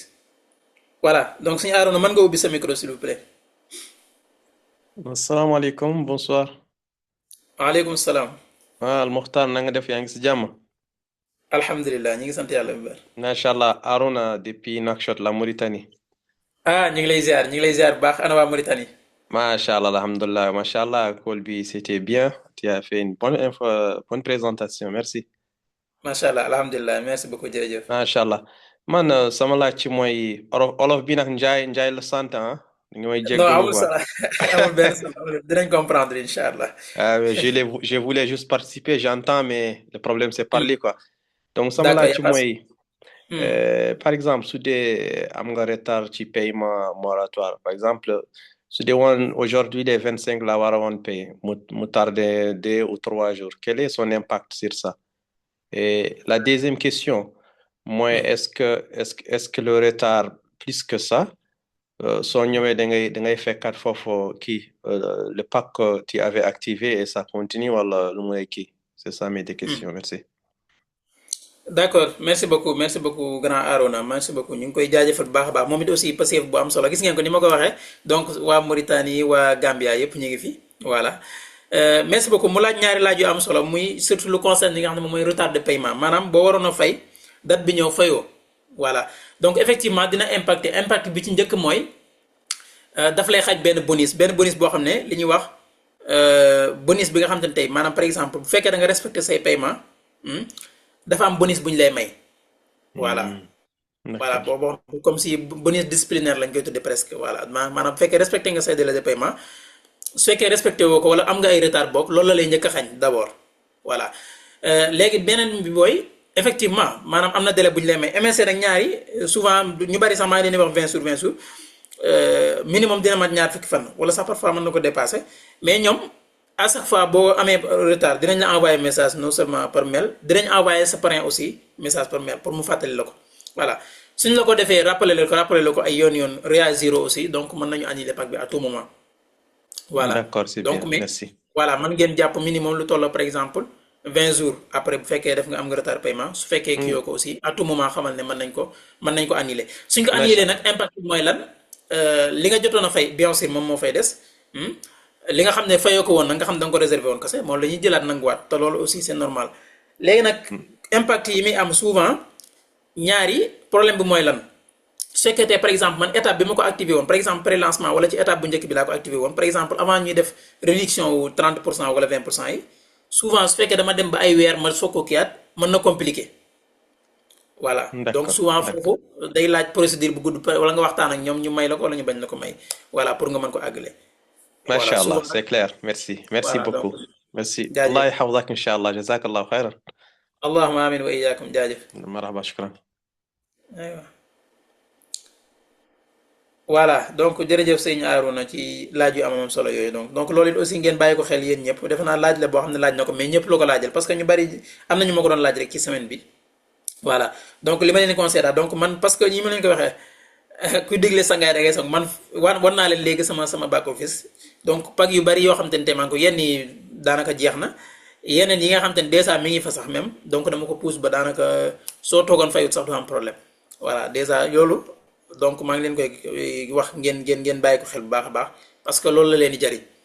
voilà sinon rek mën na andi parce que nag neexul nga réserver sa pack boo xam ne sa waay tey ku ko soxla xaalis bari lay génne ba pare nga ñàkk ko noonu donc looloo gën a metti man parfois man mii nga xam ne damay am invité yu mel yoo xam ne loolu da leen dal rek man daf may metti waxuma laa ki mu dal voilà donc loolu ngeen bàyyi ci xel bu baax a baax voilà pour éviter ko nag faaw ngeen di jéem a avancer seen pack yi moom moo leen ciy génne parce que ñun ñëpp ay kii la dañuy am soxla parfois ainsi de suite voilà mais pour anticiper yu mel noonu rawatina en tant qu'entrepreneur aussi donc à chaque fois da ngay jéem a anticiper lu ñëwagul voilà mais soo bëggee bàyyi noonu rek ba mu nekkati na joon parfois mën na la andil problème voilà donc c'est bon day mel ne gisaatuma ay question voilà Malick da nga am question dafa ma la gisaa nga ñëwaat voilà donc rapidement rek xam naa dama bëgg a fermer call bi après dina am benn ku mel ne su fekkee dafa mel ne maa ngi seen suñu grand bass foofu mu dama ko xam naa tey moom xaw na sonn parce que mi ngi woon ca kii ba mais su ma ko mënee am après soog a tëj incha allah voilà ok Malick bismillah. waaw xam naa ne taarewu ko waaye damay jéglu waar rek dama amoon appel suuf moo tax. ah d'accord. waaw xam nañ ne sonn ngeen lool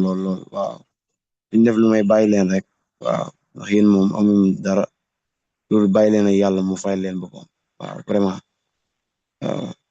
loolu rek lañ amoon si nañ ko jàllale comme si appel bi moo ko daggoon moo tax mais ñu ngi leen di remercier waat bu baax a baax dellu amaat cofeel si yéen dellu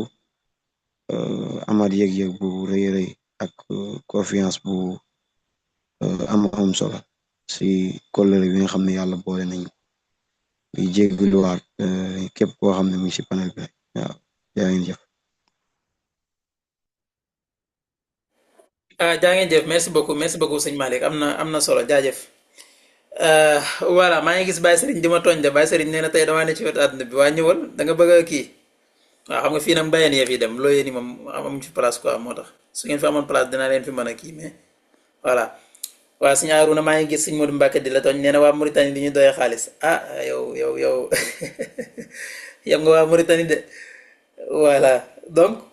voilà kon ñu ngi leen di jaajëfal dafa mel ne gisaatuma ay question donc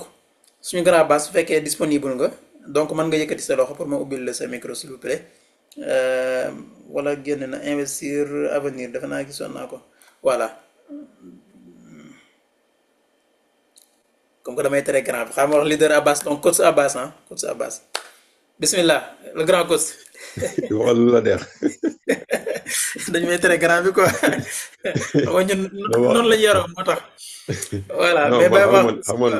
soo ma waxee grand bi mooy wàññi sama at quoi te man dama ko benn grand mu ne ma yow da ngaa doj quoi yow gars yi ngi bëgg a nekk xale ngay bëgg a nekk mag.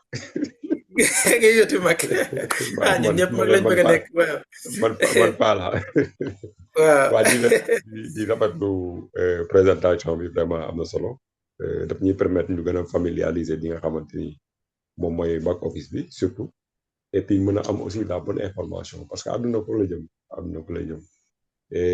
tey ku amul la bonne information rek suba ça peut te coûter très cher lu coûter très cher yàlla xam na lu coûter très cher parce que li ci kanam dafa c'est triste waaw c'est triste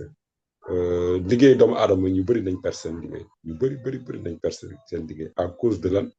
à cause de avancement technologique bi muy avancement technologique maa ngi ko doon wax ci présentation bi des na tuuti parce que deret doomu aadama dafa sensible deret dina am ay appareils yoo xamante ni su ko fekkee nit ki dara da ko dal dañ ko koy tegal ci yaramam rek mu génnee li nekk ci yaramam léegi arrivé à un moment donné da ngay gis ni même boo demee ci médecin bi dootul la piquer pour jël sa taux de glycémie mais daf lay digal ordonnance ne la demal ci pharmacie bi mu jaay la capteur mu ne dañ daan wax ni li nga xamante ni mooy jabet feebaru borom alal la mais effectivement dëgg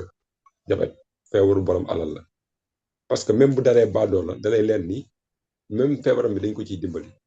te lépp lu mu mënti am feebar dina ko lekkat te bu ko lekkee du koy jël jox ko ñi nga xam ne ñoo am alal mooy leen capteur bi des na ci kanam tuuti dafay dem dafay viral parce que ñëpp dañ leen koy digal ne leen dem leen koy jënd boo amee di nga dem jëndi ko boo amul di nga dem di jënd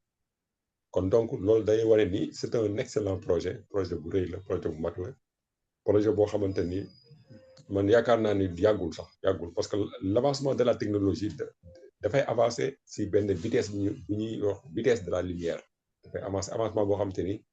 boo deful ndànk dafay dépasser yow boo jël la bonne information dafay dépasser te maa ngi doon saytuwaat tey rek ma gis ni 589 millions de diabétiques yi ñuy wax à travers le monde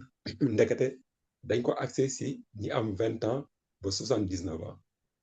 mais globalement ñi nga xamante ni ñoom la diabète bi dal à travers le monde ñu ngi tourner autour de 800 millions à travers le monde ñu ne en 2050 dafay dem ba 850 millions de personnes lay toucher ci planète bi yëpp léegi da ngay gis ni actuellement 9 personnes yoo jël am na benn nit ci 9 personnes yi boo xamante ni il est diabétique mais bu ñu demee en 2050 dafay nekk ça tourne autour de 8 personnes juróom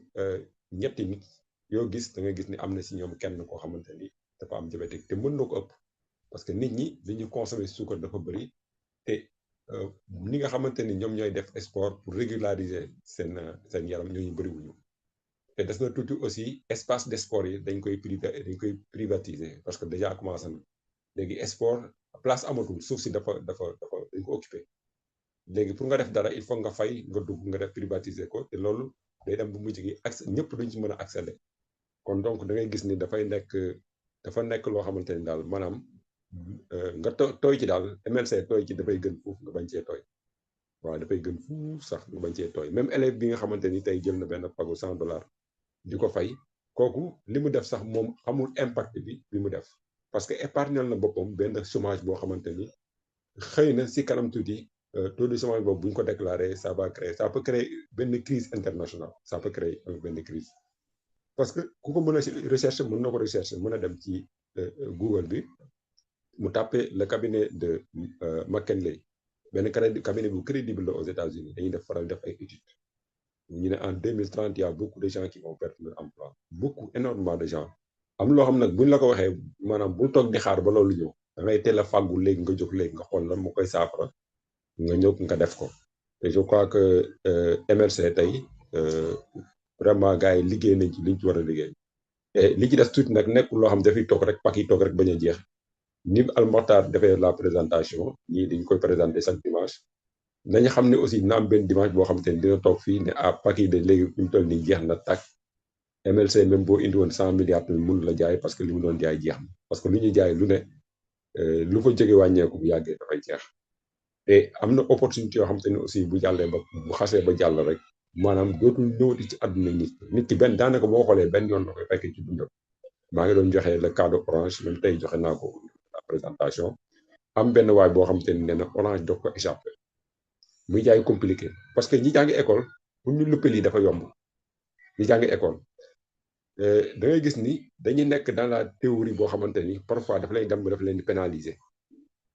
fekk du loolu affaire bi nekkul foofu li ñuy def muy wàllu investissement dafa nekk benn matière spéciale boo xamante ni maanaam ñi doon programme école dañ ko dindi ci biir école parce que bëgguñu nit ñi xam ko parce que nit ñi buñ ko xamee dañuy demal seen bopp alors que école bañ koy tëgg dañ ko tëgg pour mu créer ay employés mais créé wuñ ko pour mu defar ay Richard loolu nag neexut a xam ñun dañoo dem daanaka ba nekk ay mag daanaka dawal lu bari suñu àdduna dund lu bari ci ay expérience wax naa leen ko nee naa leen lu bari li may partagé man damay expérience personnelle laay partagé parce que j'ai fait presque 8 à 10 corps de métier yoo xamante ne def naa ko donc boo calculé sama àdduna da nga xam ni kii lu mu foo sax bariwul li ma dem football yi xëy na football moo gën a nekk sama passion lu bëri romb na ma loo xamante ni su ma soñoon ma def comme suñu borom mu ñu koy defee mais parce que j'ai eu à faire beaucoup de corps de métier kon donc tey loolu dafay nekk sama expérience boo xamante ni mën naa ko partager mën naa ci aussi jëlee benn jàngat boo xamante ni moo ma may tey ba mu ci duggee rapidement aussi suñu borom dimbali ma ci mu mën ci am yenn connaissance yi parce que dafay am ay vécu yoo xamante ni da ngay xam nit ki boo waxee rek aussitôt da ngay xam ni kon lii moo waral loolu kon donc ñu ngi conseil kenn ku nekk rek mu def le maximum possible kër gu nekk daal war na am benn nit bu fa investir minimum kër gu nekk benn nit parce que tey mission la Al Mokhtar toog fii mu def partage mission la aussi ñu def ay conférence même bu ñu sonnoon dañuy ñëwaat dugg et vraiment jàppale suñu jeune frères yi ñoom aussi ñu mën a tas message bi ñëpp mën a am jàmm ñëpp aussi ëllëg ñu mën a am loo xamante ni dina leen ba jàppale leen ba vraiment kenn du dem ba sonn yenn sonn yi daal voilà ñu koy ñaanal ñëpp ñu koy ñaanal suñu bopp di rafet partage bi di wax kii wareen ba fët daa bàyyi na ma quoi Malick moom daa ngi dem ba bàyyi quoi voilà et présentation physique yi aussi bëri na si saa bu ñu defee présentation physique damay gis ay nit yoo xamante ni dañ may wax ni mosuma jàng lii man leen c'est vrai parce que mën nañ def 200 à 300 présentations mais nit ki bu ñëwee ñun duñu yor ay papier lu nekk suñu xel lu nekk suñu bopp la ñuy génnee mais lépp lu ñu la wax day nekk loo xamante ni mën nga ko vérifier kon façon bu ñu la ko waxee tey mën na wute ak façon bu ñu la ko waxee suba mën na wute ak façon bu ñu la ko waxee gannaaw suba mais contenu bi yëpp benn lay nekk c'est-à-dire dañ la koy jox ci ay angle yu bokk te ñu it aussi nu ñuy joxee aussi noonu la ñuy jëlee ci nit ñi aussi noonu la ñuy nit ñi aussi di pousser ñu dem di gën a def ay recherche voilà foofu laay yam di la jaajëfal di nuyu waa Saudi Arabia ak fu waay mën a nekk di leen jaajëfal di leen jaajëfal. waaw merci beaucoup jërëjëf donc xam naa Baye Serigne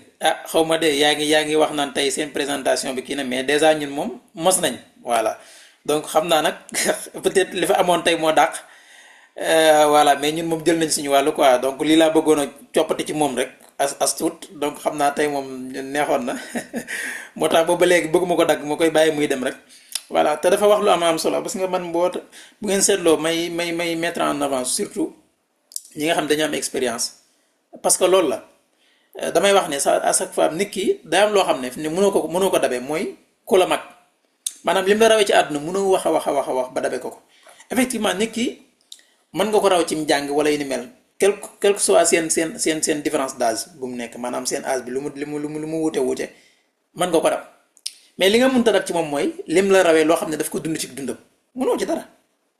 voilà donc moo tax à chaque fois aussi di leen déglu ñuy wax muy am solo voilà mu wax lu am solo nag sànq mooy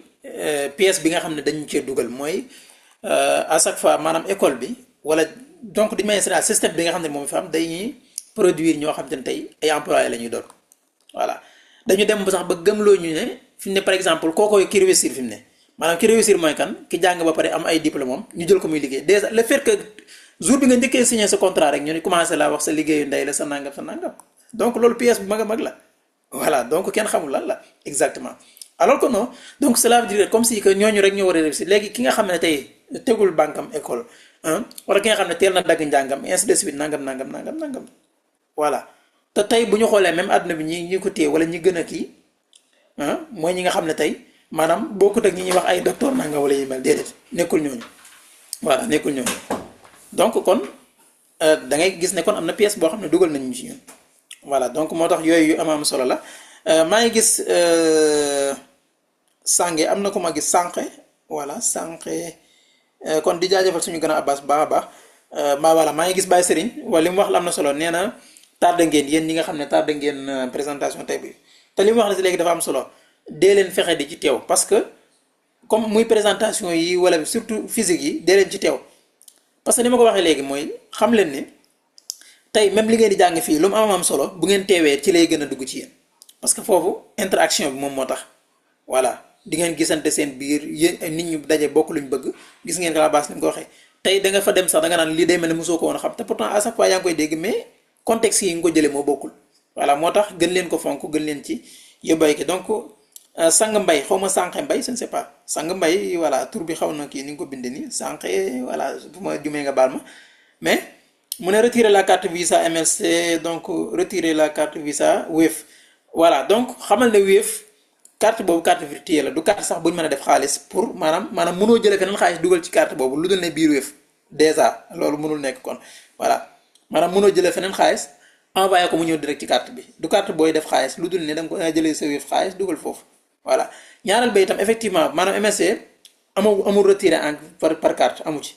du Visa du Mastercard du beneen banque bu mën doon donc retiré par USDT la wala comme ni ma ko wanee ci biir présentation nga transféré ko keneen donc pour nga noppalu ci wàllu boobu aussi mais sinon mënul nekk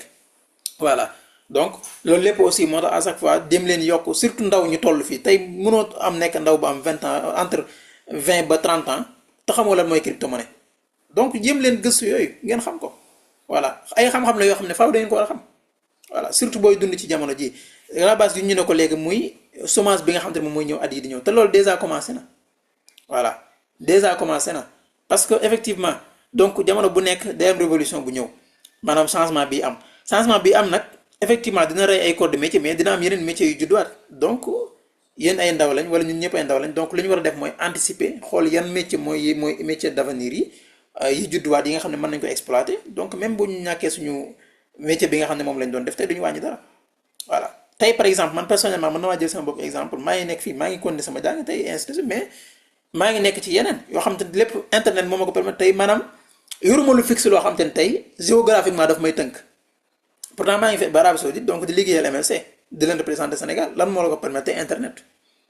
voilà keneen ak keneen mi ngi koy def